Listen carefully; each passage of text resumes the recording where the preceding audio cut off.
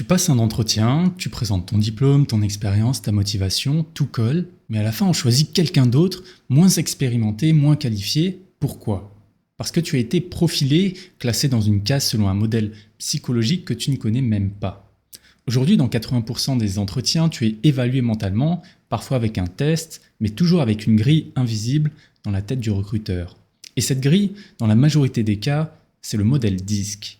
Un outil simple, pas vraiment scientifique, mais enseigné dans les écoles de commerce, les cabinets RH, les formations management. En 15 minutes, le recruteur t'observe, t'écoute et te colle une étiquette comportementale. Et si tu ne rentres pas dans le bon profil, tu es recalé sans qu'on te dise pourquoi. Dans cette vidéo, je vais te montrer comment on t'analyse et comment retourner ce modèle à ton avantage, parce que quand tu es face à 10 candidats aussi bons que toi, celui qui colle le mieux au profil, c'est celui qu'on prend. Avant de commencer, voici comment utiliser ce qui suit.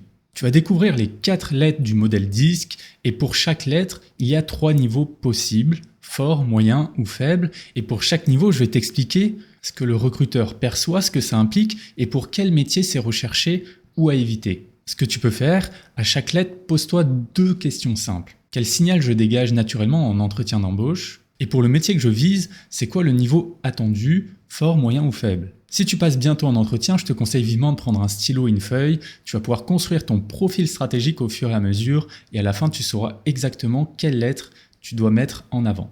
Sinon, écoute bien, c'est maintenant que ça devient intéressant. Juste avant de commencer, il faut savoir que ce modèle n'est pas fiable, il repose juste sur ce que tu dis, ce que tu montres et l'énergie que tu dégages pendant 15 minutes. 2 recruteurs pourraient te coller 2 lettres opposées juste parce que tu n'as pas parlé des mêmes choses ou pas eu la même énergie. Donc au lieu de les laisser deviner, montre-leur ce qu'ils ont besoin de voir. Et pour ça, il suffit d'orienter ta façon de parler, tes exemples, ton attitude pour que ton profil colle à ce qu'ils attendent. Tu vas voir, c'est super simple.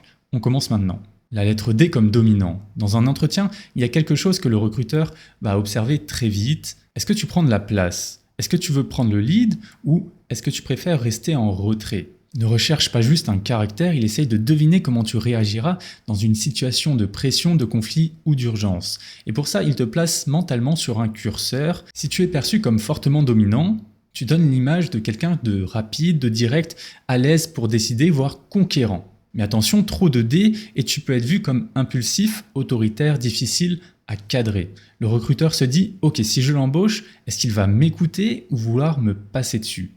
C'est un atout à double tranchant, tu es capable de décider vite, même sous pression, mais tu peux aussi rentrer dans des conflits avec ta hiérarchie ou braquer les autres si tu prends trop de place. C'est plutôt recherché pour les postes de direction, de gestion de crise ou commercial chasseur. Et à l'inverse, c'est plutôt à cacher si tu postules sur un poste d'exécutant ou dans une hiérarchie rigide. Maintenant, si tu es perçu comme dominant équilibré, là, tu dégages quelqu'un de sûr de lui, capable de trancher, mais qui reste dans le cadre. Le recruteur se dit, il ou elle sait décider, mais ne va pas tout casser sur son passage. Ce que tu renvoies, c'est que tu sais trancher quand il faut, sans pour autant imposer tes vues, et tu donnes l'image de quelqu'un de solide, capable de diriger sans écraser. Ça va plutôt être recherché pour les chefs de projet ou pour les managers d'équipe, et c'est plutôt à éviter si le poste demande juste d'être exécutant, d'exécuter des ordres sans jamais discuter. Maintenant, si tu es perçu comme faiblement dominant, ce n'est pas un défaut, tu parais calme, posé, coopératif, tu suis les consignes sans chercher à imposer ta vision. C'est rassurant pour certains postes, mais le recruteur peut se dire « Est-ce que cette personne saura prendre une décision difficile si besoin ?» Ce que ça renvoie, tu passes pour quelqu'un de fiable, de sérieux, qui applique les consignes sans broncher, mais tu peux aussi sembler manquer d'initiative ou hésiter à prendre le lead quand il faudrait. Ça va être recherché pour des postes de support, d'assistanat ou d'administration et c'est plutôt à éviter si le poste demande de trancher vite ou de prendre des responsabilités fortes. Passons à la prochaine lettre, le I comme influent. Cette fois, ce que le recruteur observe, ce n'est pas comment tu décides, mais comment tu crées du lien. Est-ce que tu mets à l'aise ? Est-ce que tu souris ? Est-ce que tu as de l'énergie sociale ? Et là encore, tu es placé mentalement sur un curseur, tu parais très sociable, juste bien, ou trop réservé. Si tu es perçu comme très influent, tu exploses de présence, tu parles beaucoup, tu racontes avec passion, tu gesticules peut-être un peu. Le recruteur voit une personne enthousiaste, charismatique, qui sait créer de l'adhésion, mais aussi peut-être quelqu'un de trop bavard, dispersé, pas très rigoureux. Ce que tu renvoies, c'est que tu donnes l'image de quelqu'un de vivant, charismatique, capable d'embarquer les autres avec énergie, mais tu peux aussi paraître dispersé ou manquer de rigueur dans un cadre structuré.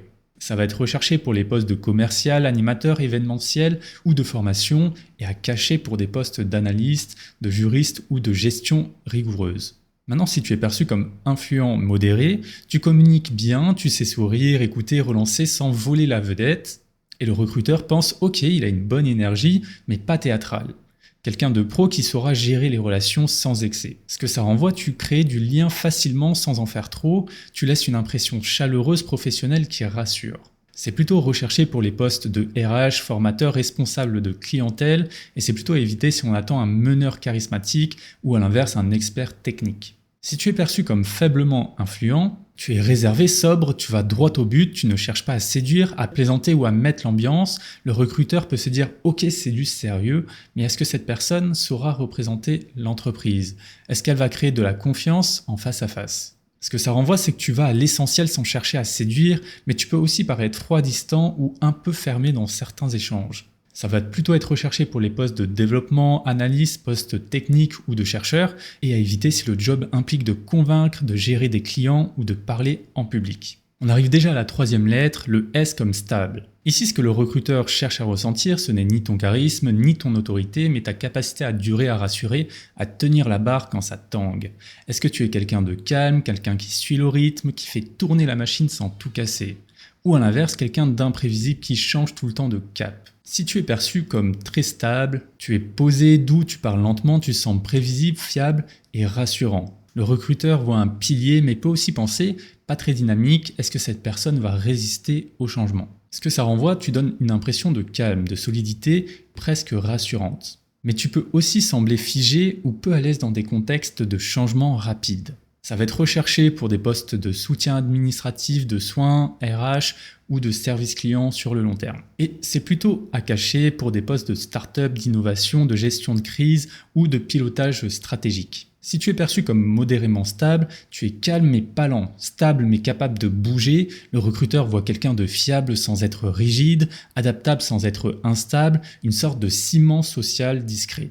Ce que tu renvoies, c'est que tu es stable sans être rigide, calme sans être lent. Tu apportes un bon équilibre dans une équipe, quelqu'un qui tient la barre. Ça va être recherché pour des postes de manager humain, collaborateurs impliqués dans des équipes dynamiques, et c'est plutôt à éviter uniquement pour des postes où on veut quelqu'un de très audacieux ou iconoclaste. Maintenant, si tu es perçu comme faiblement stable, tu es vif, tu parles vite, tu changes facilement de sujet ou de ton, tu dégages une énergie de mouvement, voire d'impatience. Le recruteur peut penser « Ok, ça va vite, mais est-ce que ça tient dans le temps ?» Ce que ça renvoie, tu es vif, adaptable, toujours en mouvement, mais tu peux aussi paraître instable ou difficile à suivre sur le long terme. Ça va plutôt être recherché pour des projets courts, des postes agiles, d'innovation, d'urgence. Et c'est plutôt évité dans des postes de relations continues, de soins ou de travail répétitif et de fond. On est déjà à la dernière lettre, la lettre C comme conforme. Ici, ce que le recruteur évalue, ce n'est pas ton envie de plaire ou ton envie de briller, mais ta relation aux règles, à la précision, à la rigueur. Est-ce que tu es du genre à vérifier 3 fois une info avant de la transmettre ? Ou au contraire, est-ce que tu improvises facilement et est-ce que tu passes vite à autre chose ? Est-ce que tu préfères un cadre clair ou une totale liberté ? Si tu es perçu comme très conforme, tu es considéré comme précis, structuré, logique, tu expliques les choses avec des mots clairs, tu donnes des détails. Le recruteur voit un profil rigoureux, fiable, attentif aux normes, mais peut aussi penser, est-ce qu'il ne va pas passer son temps à chipoter ? Est-ce qu'il saura improviser en cas d'urgence ? Ce que ça renvoie, tu rassures par ta rigueur et ton sens du détail, mais tu peux aussi être perçu comme trop rigide ou trop lent à réagir quand il faut improviser. Ça va être recherché pour des postes de finance, de contrôle qualité, juridique, d'ingénierie ou de reporting, et c'est plutôt évité pour des postes où il faut gérer l'imprévu, créer, convaincre ou diriger dans l'incertitude. Si tu es perçu comme équilibré, tu es méthodique sans être rigide. Tu respectes les règles, mais tu sais adapter si besoin. Le recruteur voit un professionnel fiable, capable de combiner rigueur et adaptation. Ce que tu renvoies, c'est que tu es rigoureux sans être rigide, méthodique mais souple, et c'est un bon équilibre pour gérer des projets sans ralentir les choses. Ça va être recherché pour des postes de back-office, de gestion, de coordination, de pilotage opérationnel, et c'est rarement problématique, sauf dans des postes très créatifs ou politiques. Et si tu es perçu comme faiblement conforme, tu es plus à l'aise dans l'oral que dans les tableaux. Tu improvises, tu fais confiance à ton instinct, tu ne t'encombres pas de règles trop strictes. Le recruteur peut penser « Ok, il est créatif, mais est-ce que ça ne va pas finir en chaos total ?» Ce que ça renvoie, c'est que tu es à l'aise dans l'impro, tu avances vite, tu fais confiance à ton instinct, mais tu peux aussi paraître brouillon, négligent sur les détails ou difficile à cadrer. Ça va être recherché pour des postes de création, de stratégie, d'innovation, d'entrepreneuriat, et c'est plutôt évité pour des postes techniques, juridiques ou financiers. On vient de voir toutes les lettres. Maintenant, on va voir comment s'en servir concrètement. Mais avant ça, comme tu l'as vu, pour chaque lettre, le niveau d'intensité est à la fois un atout et une source de contrainte. Chaque profil a ses forces naturelles, mais aussi ses effets secondaires. Cependant, si tu vas trop loin dans les extrêmes, que ce soit trop présent ou quasiment absent, voici ce que perçoivent souvent les recruteurs. Trop dominant, tu passes pour autoritaire, rigide, parfois agressif. Pas assez dominant, tu parais effacé, dépendant, incapable de trancher ou de décider. Trop influent, tu sembles superficiel, bruyant et trop à l'aise, voire instable. A l'inverse, pas assez influent, tu fais froid, fermé, difficile à intégrer dans une équipe vivante. Si tu es trop stable, tu parais lent, passif, hostile au changement. Si tu ne l'es pas assez, tu sembles imprévisible, nerveux, difficile à suivre dans la durée. Si tu es trop conforme, tu fais psychorigide, figé, obsédé par les détails, et si tu ne l'es pas assez, tu sembles flou, désorganisé, pas fiable sur les tâches sérieuses. Donc tu vois, le but ce n'est pas d'être bon partout, c'est d'être cohérent avec le métier visé et surtout d'éviter les extrêmes. Maintenant passons à un exemple concret. Imaginons que je suis recruteur pour un poste de gestionnaire administratif, voici ce que je vais rechercher. Quelqu'un de stable, de posé, de fiable, de constant. Et aussi quelqu'un de conforme, de rigoureux, structuré et sérieux. Mais attention, je ne vais pas chercher trop de dominance parce que je vais me dire, il ne va pas supporter les règles, il va vouloir tout changer. Mais aussi, je ne vais pas chercher trop d'influence parce que je vais me dire, il va trop parler, s'éparpiller et manquer de concentration. Comme tu viens de le voir, dans un métier, on recherche souvent à mettre en avant 2 lettres et à mettre en retrait les 2 autres. Ce qui est important, c'est la combinaison. Alors maintenant, voici comment adapter ton discours par rapport à ce que tu veux montrer. Tu veux paraître dominant? Parle de résultats, de décisions, d'impact concret. Tu veux paraître influent? Souris, parle d'équipe, d'énergie, d'enthousiasme. Tu veux paraître stable? Raconte ta fiabilité, ton calme, ta loyauté. Tu veux paraître conforme? Montre ta rigueur, ton sens du détail et ta méthode. Tu vois, il n'y a pas besoin de mentir, juste de choisir ce que tu veux mettre en avant. Et le reste, tu le mets juste en retrait. Et si tu ne sais pas vraiment quoi viser, voici les 2 cartes Joker. Le calme plus le structuré, ça passe dans 80% des cas, sauf si le poste demande une autonomie ou de l'initiative. Dans ce cas, il vaut mieux viser le dominant plus le conforme, tu vas être orienté action mais carré. Et là, tu vas te dire, ok, j'ai appris tout ça, mais si le recruteur ne connaît pas ce modèle, est-ce que ça sert à rien ? Et la réponse est bien sûr que ça va te servir. Le fait que toi tu l'utilises, ça ne peut jouer que en ta faveur. Tu montres ce qu'il a besoin de voir et tu évites de donner une image qui pourrait le faire douter.